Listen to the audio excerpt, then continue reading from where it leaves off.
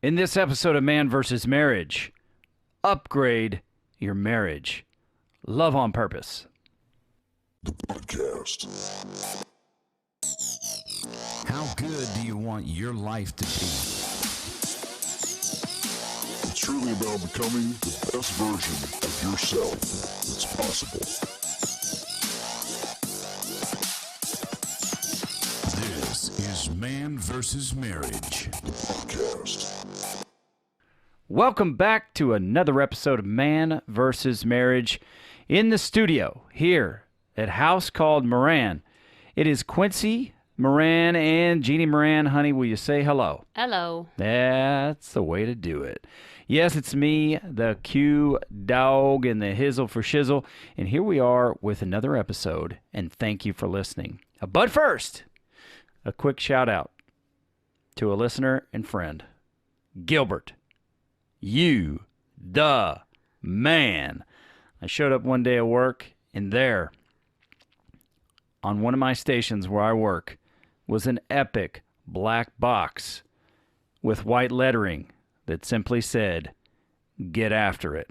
And I knew exactly who says that. Jocko.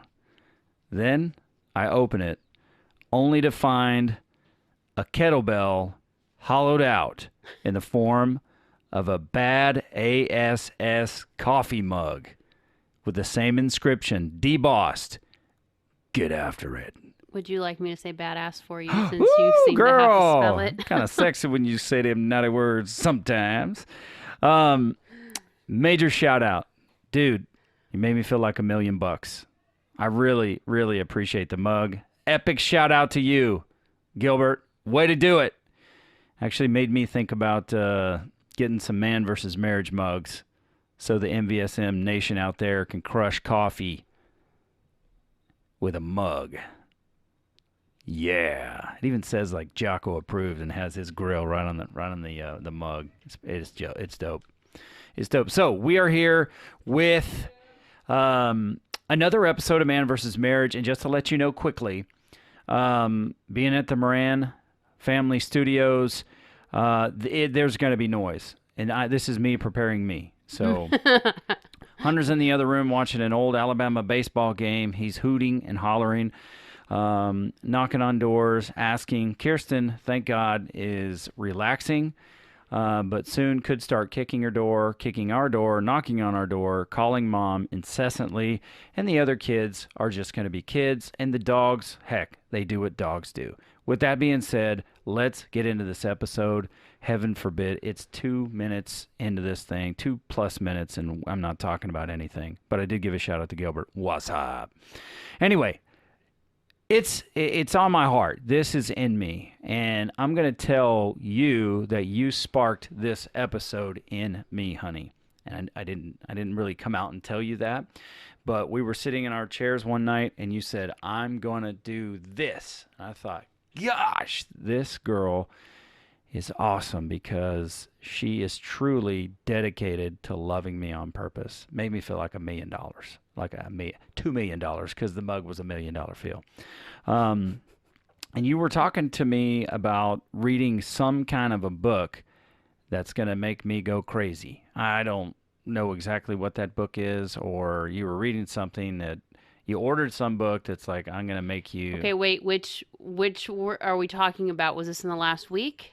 Yeah, it was like last week. Yeah, that has to do with the sex episodes. That's not this, but yeah.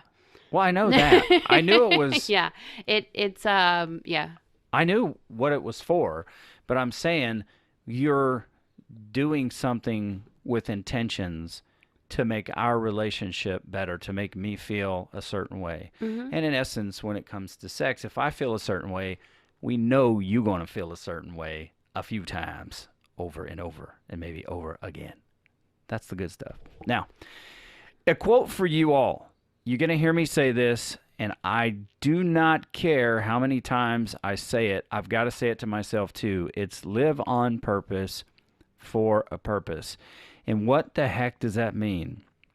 That has everything to do with living and being intentional about who you are. Be yourself. Be the best version of yourself and do it on purpose.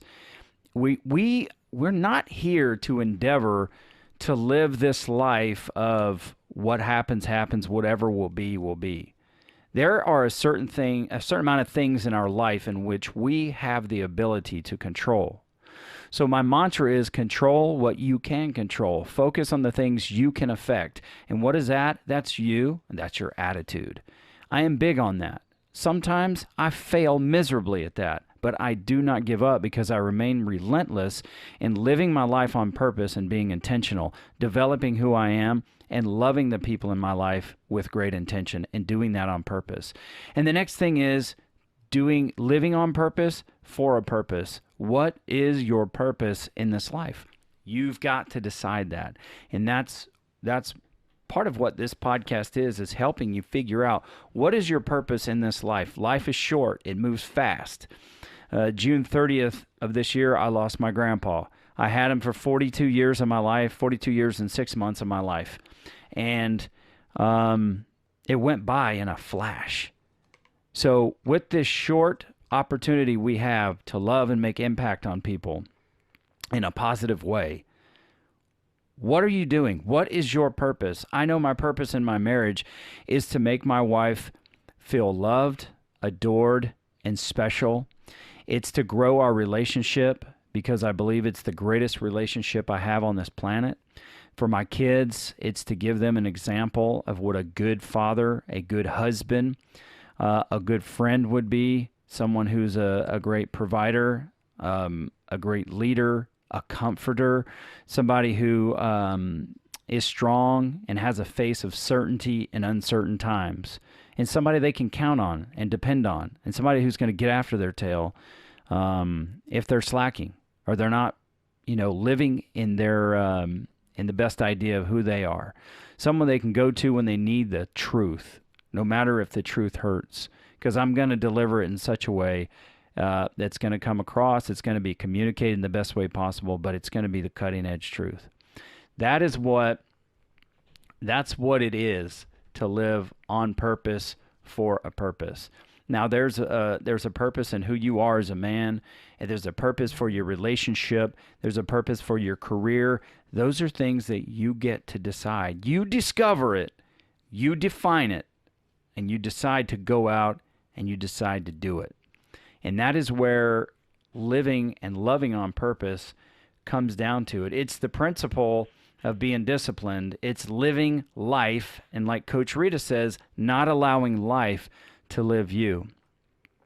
It's learning, it's growing, it's studying, and in this case, it's studying your spouse in order to find out what makes her feel special, what makes her feel loved, important, adored, and fulfilled. And that's from your side of the relationship. And I don't know a lot about the yin and the yang. I just know that one, like visually seems to pour into the other, and it's a constant fulfilling. I think it has to do with chaos, like peace and chaos or whatever Balance. it is. Yeah, and it's you doing this crap on purpose for your relationship. It's discovering what? Doing this crap. Yeah, I don't mean it's crappy. That's just I'm just saying. Choice of words there, babe. okay. That's fair. But do this crap on purpose. There's good crap and there's bad crap. All right? That's the way that I do it. So with you bringing this episode to mind, because it made such an impression on me that, we're a few months away from 21 years of being married. And you're doing yet another thing where you're trying to make me feel loved. I mean, we've got a lot of love in the bank. Okay? I'll just say that. There's a lot of love in the bank for the things that we do for each other, the things you just do for me to make me feel loved and adored. But you're not stopping there. It's like, oh, hey, my 401k is at $500,000. Great. I'll stop. No, you continue to invest in it because you're always looking for ways to grow that because you never know what's coming. So with you going into that, it just made such an impression on me, in that it's a time, especially when people are spending a lot more time together, and tension can be high, and circumstances on the news, depending on what channel you watch, if you even watch the news, can have a lot of uncertainty and anxiety. I figure there's things that we've got to circle back to and start and remain focused on what we do on purpose, because there's a lot of things outside of our control. But if I can continue my edge in learning more about you and what makes you feel special, and what makes you feel loved, and what fills your heart, what makes you feel fulfilled and loved and adored in our relationship, I want to continue to do those things. And the things that work, I want to do more of those things. Because my phrase that pays for the longest time is, just give me the playbook. There are certain things I want to discover, and then there's certain things that's like, hey honey, tell me what you need, what you want, what you desire. Help teach me about you. You see what I'm saying there? Yeah. Good. I'm going to sneeze. This is not good. I'm going to try to fight through the pain. That way. No. It's got to move forward. There are some things in life we don't need to share, babe. Yeah. Sneezing is definitely one of those. Anyway, I'm going to try to work through this sneeze. But I would like for you, just to talk a little bit about why. Why did you go, and a few episodes ago we talked about, why did you go and send me stuff to work? And why did you do that on purpose? What is the point, from your woman's perspective, of doing that stuff on purpose to make me feel a certain way? Well, it started after we left the conference that we went to. A few weeks later, it was the week before we were supposed to go on our trip. Yeah. And it was kind of the beginning. It was, I had picked up this book. It was this 30-day challenge this lady was doing for her husband. I honestly do not remember the name of the book, and I threw it out because I didn't agree with quite a bit of the stuff that was in the book. So Yikes! I kind of just took and made my own version of it. And I adapted it to us. We have a lot of inside jokes. We have a lot of comments and quotes that we use just for ourselves. It's not something anybody else would get, but you and I could text it to each other, or spit it out in the middle of a conversation in a room full of people and bust up laughing just because it's us. So the week before we were supposed to go on this luxurious 9-day, just you and me, no kids, COVID, you suck, vacation, I decided I wanted to build anticipation, but I also wanted, when we got back home, that these things would be there for you, so you'd be coming into them again. Oh, yeah. So that's why it was 30 days. But anyway, what I did was, Quincy and I have this thing between us for Superman and Wonder Woman. And it just so happened the week that all this stuff started was the week that COVID shut down life. So his job became very stressful very quickly. Just people having to do what they needed to do for their families. People had crap going on around town. His job is essential, so he doesn't get to work from home, which is good. But at the same time, when a lot changes, it's hard when you can't be home.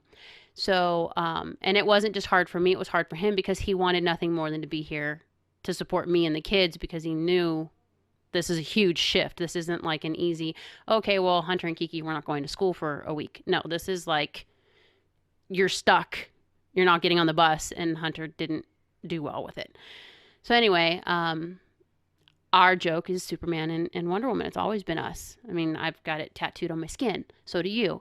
So I went and I bought a Superman pop, and I had it shipped to your work because I wanted something in his office. If you ever go see him in work, his office is this little tiny hole, and there is wall-to-wall stuff that needs to get done. There's whiteboards, there's Post-it notes, there's bulletin boards, there's all this crap that has to be done, and that's all he looks at all day. There's a little corner that has pictures of me and the kids, It was the only open wall space he had, so he stuck us up there.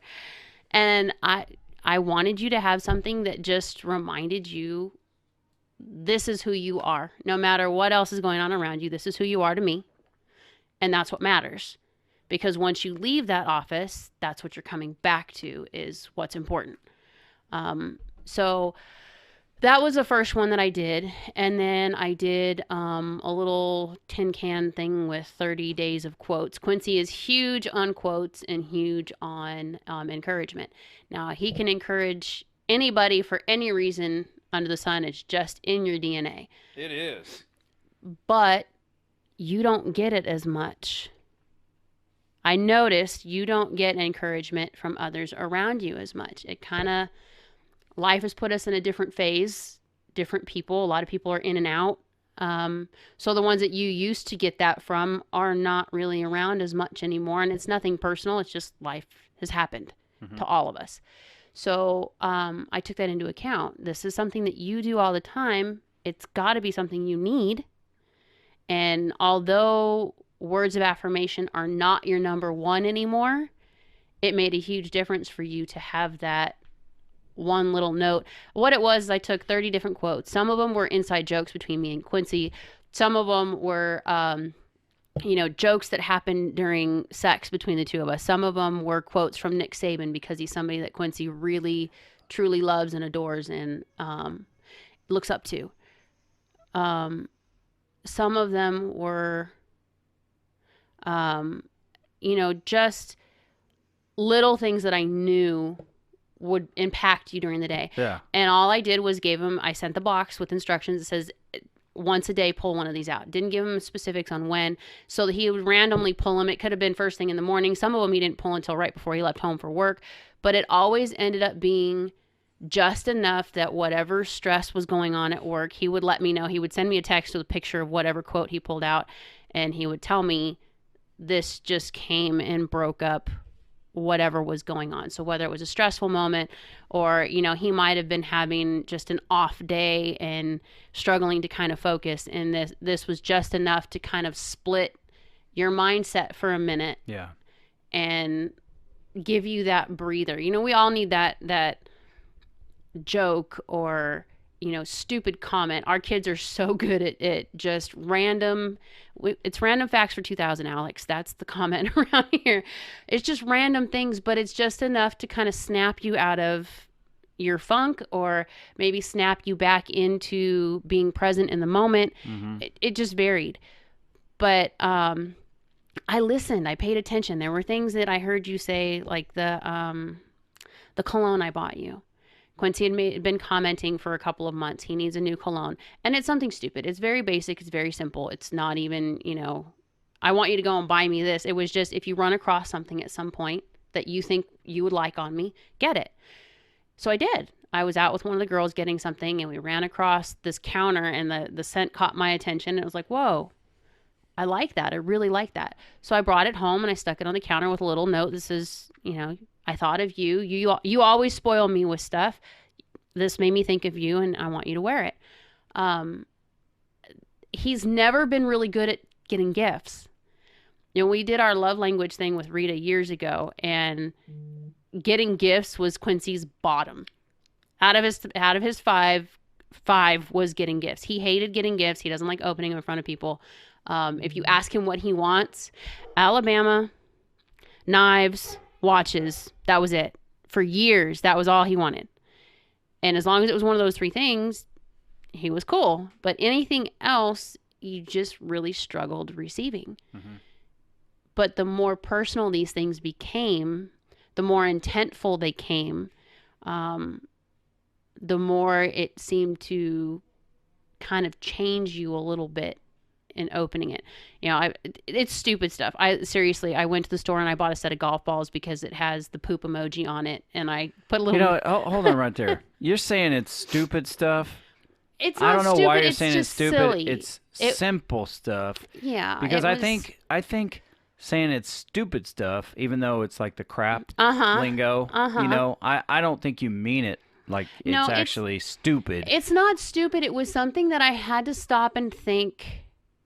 I wanted it to be silly. I wanted it to be something that would make you smile, but I also wanted it to be something that fit us. The poop emoji, at the time that I gave you those, it was just, we had thing after thing after thing that week that was just, and it wasn't bad stuff. It was just mundane, miscellaneous. The water pipe broke. Okay, great. Kirsten woke up in the middle of the night and Crayola crap arted the room. Okay, great. You had something going on at work and it was just a bunch of miscommunications after miscommunications for a broken piece of machinery. And it was just like, can we stop now? Can we just have a breather this week? So the poop emoji on the golf ball was perfect because the note that I left with it just says, whatever crap life throws at us, we can get through it together. Right. But it just fit because it was one of those things that would make you smile, and that was just the week for it. It really was. So it's not that you necessarily have to go out and put a bunch of money into anything. It's just pay attention to what's going on and then use that. The cologne was probably the most expensive of everything, but like even your Father's Day stuff. I've been buying Quincy's Father's Day stuff since December because A, we were supposed to be going on a trip, and B, you had said several times when we went to hockey games, I really wish I had my own King's gear because you have a jacket, but you didn't have any shirts or anything like that. It was a t-shirt and it's too freaking cold to wear a t-shirt. And, there were a couple of times that you had made mention of wishing you had polo shirts instead of t-shirts because then you could wear them for your casual days at work and stuff like that. So I started paying attention to sales and I just started kind of putting the stuff away. So when Father's Day came, you had a pretty good haul. Yeah, I did. For Father's Day. He'd been talking about going to the gym and needing to box. And with COVID, all this crap was getting closed down and it just wasn't working. Well, as soon as your gym came open and you were able to start doing that again, I was like, you know what? He keeps saying he needs to get out. He needs a break from work. He needs to do this. He needs to do that. So I bought the equipment that you needed and put everything together so that just keep it in your truck. If it's open, great, go. If it's not, then don't. But now you don't have an excuse to say, well, if I had my stuff, I just handled it. It's not a huge... To me, it wasn't a huge thing. It was just, you said you needed this, but you're not doing it for yourself. And I know that if I do it for you, it means something to you because I heard you. Yeah. Is that right? Yeah. Yeah.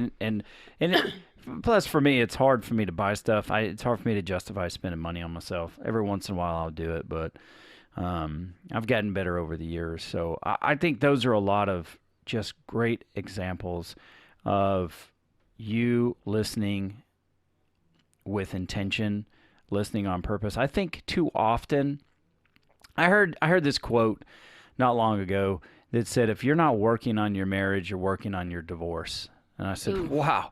Ouch. That was impactful to me because we were so caught up in life in decade one and what was the reign of hell that felt like it was coming down on us, that we weren't working on our marriage. We were working on survival, and it was working towards us being roommates or maybe eventually getting divorced. It wasn't until we started working on our relationship, on ourselves and our relationships on purpose, that things started to change. It doesn't mean everything's perfect, but things began to change and get better.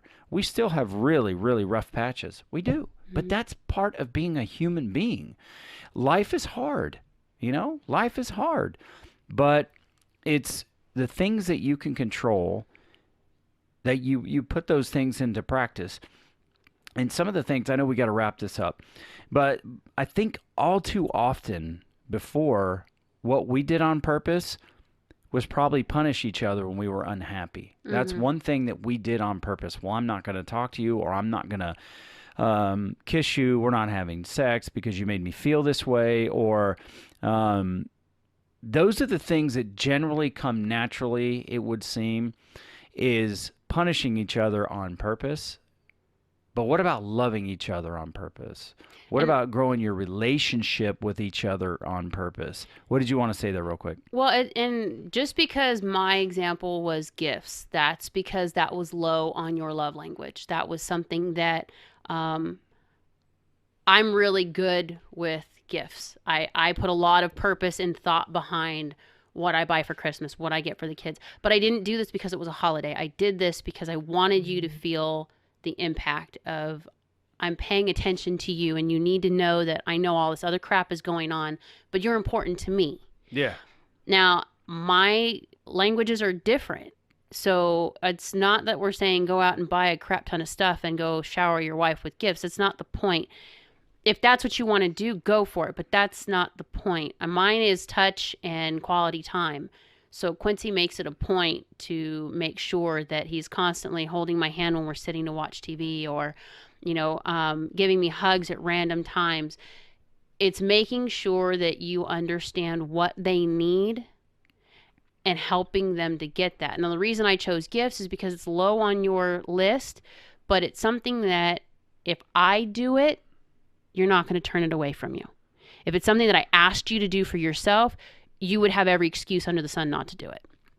So maybe it's finding that thing that maybe she's struggling with. Maybe it's not something that she takes really well all the time, and just kind of push to grow in that direction. Yeah. And, and I think one thing I'm impressed with the group of listeners, that we have, is they're able to take these stories, and it may not be exactly what they're going through, but they're able to kind of apply it to other areas in their life that are somewhat familiar. So that's impressive to me about our group. That kind of helps me kind of close this out. It's going to be a quick closeout, but it's going to take a minute or two or three or four.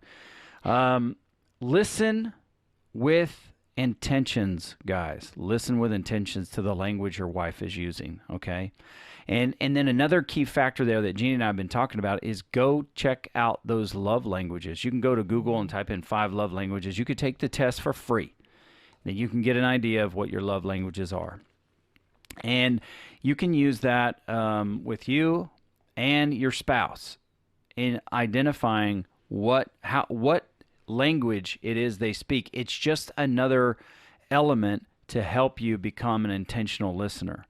I would listen to the things that Jeannie, that she said about me, the way I would hold her, the way I would touch her. Like when I came home, I didn't even notice I was doing it, and that's what helped me key in. The way I would come home, find her, I would wrap my arms around her from behind her, and she would just be able to take a deep breath and release the anxiety from the day.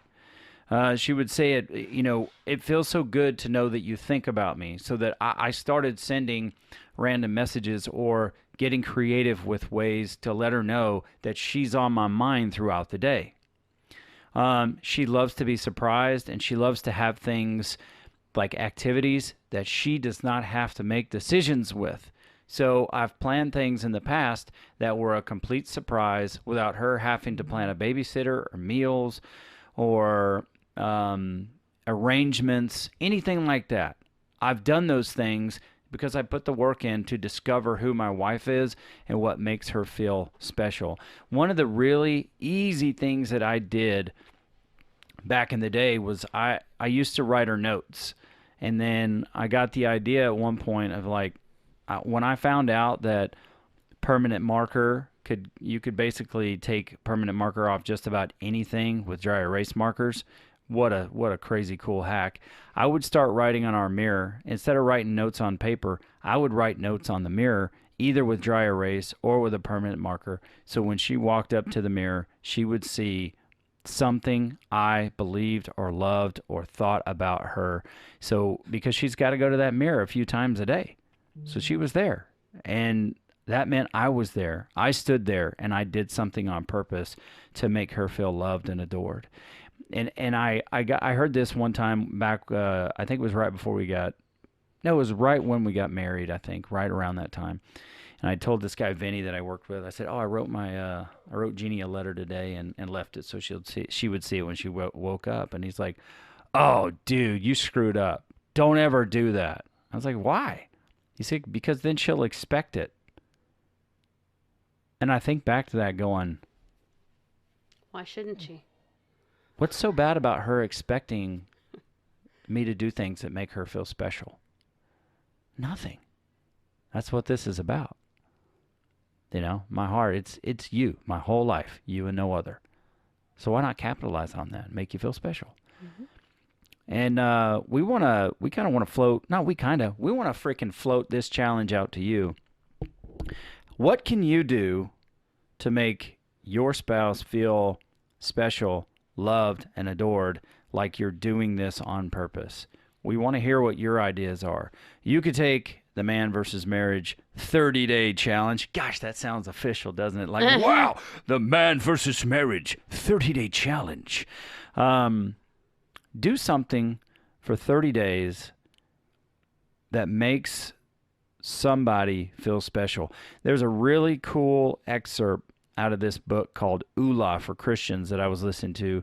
And if you can find it on YouTube, go find it. I just listened to Adam Carolla's book too. Everything he says, Google it. It's called 522 Friends. I was like, what is this? Something about Facebook and 522? Yeah. But after I got over being an idiot, I listened to it and it was like, oh my Lord, this is awesome. 522 Friends.